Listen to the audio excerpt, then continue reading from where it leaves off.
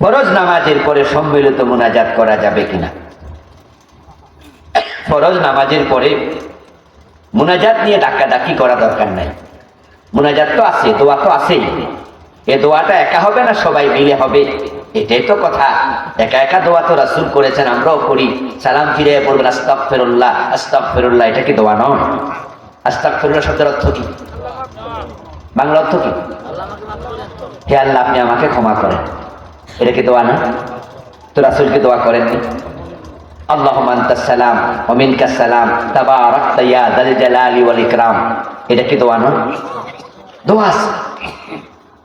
প্রবলেমটা হয়েছে কি, সালাম ফিরাই আল্লাহুম্মা আমিন। এখন হুজুর যে মনে মনে কি কইছে মুসল্লি জানে না। এরপরে যখন আমিন কইয়া দে, মুখ মুছলো, সবাই তো আমিন। তো আল্লাহ আসমান থেকে জিগায়, এ মুসল্লি কি কইলি আমিন? হুজুরনি কই না, আমি শব্দের অর্থ হলো আল্লাহ কবুল করো। তো হুজুরে কি কইছে তুই তো শুনলি না, আমি কিটা কবুল করতাম এটা কো।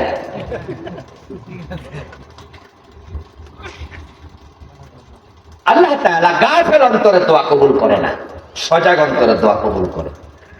এর মানে কি হাদিস এটা? এর মানে হলো যে দোয়া আপনি করছেন ওটা আপনি বুঝা শুনা করেন, তাহলে কবুল হবে। আপনি নিজে বোঝেন না কি দোয়া করছেন, তো কবুল হবে কি? অন্তরের খবর তো তিনি জানেন। প্রিয় নবীর সুন্নাহ হলো সালাম ফিরানোর পরে তিনি 3 বার ইস্তেগফার করতেন, একবার আল্লাহু আকবার বলতেন, একবার আয়াতুল কুরসি পড়তেন, আল্লাহুম্মা আনতাস সালাম এই দোয়াটা পড়তেন একবার, 33 বার সুবহানাল্লাহ, 33 বার আল্লাহু আকবার, 34 বার আল্লাহু আকবার, 33 বার আলহামদুলিল্লাহ, এই জাতীয় দোয়া পড়তেন। এগুলাই হচ্ছে রাসূল থেকে প্রাপ্ত দোয়া।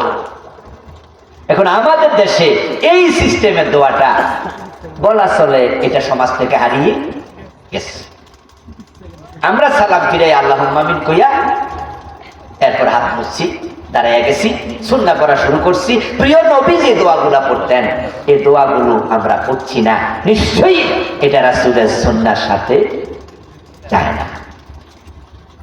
আমি আশ্চর্য হলাম, একটু ভাবলাম যখন যে আমার প্রিয় নবী সালাম ফিরে আস্তাগফিরুল্লাহ কেন পড়তেন, সুবহানাল্লাহ আস্তাগফিরুল্লাহ কেন করতেন রাসূল? আস্তাগফিরুল্লাহ তো আল্লাহ আমারে মাফ করে দাও। আচ্ছা মাফ চায় মানুষ অন্যায় করার পরে, অন্যায় করার পরে মানুষ ক্ষমা চায়, কিন্তু রাসূল তো নামাজ পড়ছে, নামাজ তো ভালো কাম, তো ভালো কামের পরে আস্তাগফিরুল্লাহ বলবে কেন? ব্যাখ্যা হলো এই, নামাজটা যেভাবে পড়া উচিত সেভাবে কি আমরা পারি? আচ্ছা নামাজে দাঁড়াইলে মন কি এদিক সেদিক যায় না? আল্লাহর শানের সাথে যেভাবে সেজদাটা দেয়া দরকার, আল্লাহ তোমার জালালিয়াত, তোমার আজমাত, তোমার মর্তবা, তুমি যত বড়, সেই আলোকে রুকুও পারি নাই, সেজদাও পারি নাই, আল্লাহ চেষ্টা করছি, তারপরে এবার আল্লাহকে নামাজ দিয়া সালাম ফিরে বলছি আল্লাহ এরপরও আমার যে ভুল হয়েছে আমি ক্ষমা চাই। এই বিনয় দেখে আল্লাহ খুশি হয়ে যাবে।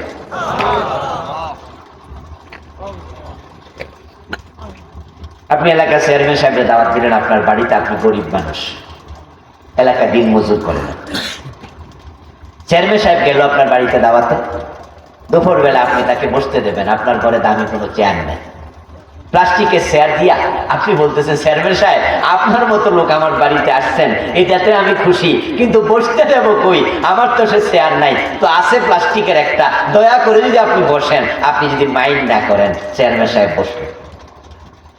খাবার সামনে দিয়ে আপনি বলতেছেন চেয়ারম্যান সাহেব আপনারে আমি কি খাওয়াবো, আমি গরিব মানুষ, টাকা নাই পয়সা নাই, আমার বউ আপনার জন্য যত্ন করে রাঁধছে, একটু খান, এটা খান, ওইটা খান, একটু মাছ, একটু গরিব মুরগির গোস্ত, সামান্য সামান্য যা আছে আপনি খাওয়াচ্ছেন, আর বারবার বলছেন চেয়ারম্যান সাহেব আমি পারি না, আমি গরিব মানুষ। উনি আপনার দিকে তাকাইয়া মনে মনে ভাববে লোকটার সামর্থ্য কম থাকলেও তার বিনয়ের কোনো অভাব নাই। এক পর্যায়ে চেয়ারম্যান বলতে বাধ্য হবে, সে যদি মানুষ হয়, আরে মিয়া থামো তো, যা খাওয়াইছো অনেক হয়েছে, অনেক হয়েছে, খুশি হয়ে যাবে বিনয় দেখে। আর আপনি যদি চেয়ারম্যান সাহেবের দাওয়াত দিয়া খাওয়াই, এখন চেয়ারম্যান সাহেব খান মুরগির গোস্ত, দেশি মুরগি, এগুলো অ্যাভেলেবেল পাওয়া যায় না, ইলিশ মাছ চিটাং থেকে আনছি, এগুলো এলাকায় মিলে না, আর যে রান্না করছে আপনার বউ রাঁধতে পারবে না, বেড়ার কি বমি হয়ে যাওয়ার সম্ভাবনা আছে? এই কি কষে সত্যি, 2 রাকাত নামাজ পড়ে আল্লাহর যদি আপনি ভাব ধরে বুঝান, আল্লাহ তাহাজ্জুদ পড়ে লাইছি, বেশ তো আমার না দিয়া কারে দিবা, আল্লাহ তোমার নামাজ তোমার চেহারার মাঝে টিকে মারবে। আর আপনি যথাসাধ্য চেষ্টা সবটা কইরা আপনি নামাজ পড়ে আপনি বলেন, আল্লাহ আমারে মাফ করে দাও, আমি আসলে পারি না। আপনার বিনয় দেখে আল্লাহ খুশি হবে, ঠিক কি না? রাসূল বিনয় প্রকাশ করতে ইস্তেগফার করে আল্লাহর কাছে চাইতে হবে বুঝে, রাসূল যেভাবে চাইছে ওইভাবে। কিন্তু আমাদের দেশে কারা জানি এই মুনাজাত সিস্টেম চালু করলো। এটা চালু হওয়াতে রাসূলের নামাজের পরে যে সুন্নাহ জিকির গুলো আছে সমাজ থেকে হারিয়ে গেছে। এখন আপনারা যারা ইমাম আছেন, কালকে যদি আবার মুনাজাত বন্ধ করেন, পরশুদিন চাকরি নট। কারণ আমাদের এলাকায় মুনাজাতকে অনেকে ফরজ বানাইলেছে। কেরাত ছোট হলে অসুবিধা নেই, মুনাজাত লম্বা হওয়া লাগবে। এবং মুনাজাতের মাঝে মসজিদের সভাপতি, সেক্রেটারি, মা বাবারে জান্নাতুল ফেরদাউসের মাঝখানে রাইখা যদি মুনাজাত শেষ হয় তাহলে বেতন বেড়ে যায়।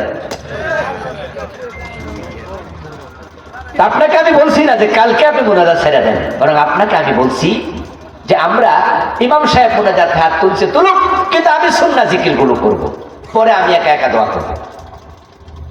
আর ইমাম সাহেবদেরকে বলবো আপনার দায়িত্ব হলো সালাম ফিরানোর পরে এই দুরূদ গুলো, দোয়াগুলো আপনি পড়তে থাকেন। 3 মিনিট 5 মিনিট দোয়া পড়া শেষ করে তারপরে আবার হাত তোলেন। দেখবেন যে মুসল্লিরা কিছু খারাই গেছে, কিছু সুন্নাহ পড়া শুরু করছে, কিছু বুঝা নেবে যে মুনাজাত না করলেও অসুবিধা নাই, এটা মুনাজাত নামাজের অংশ না।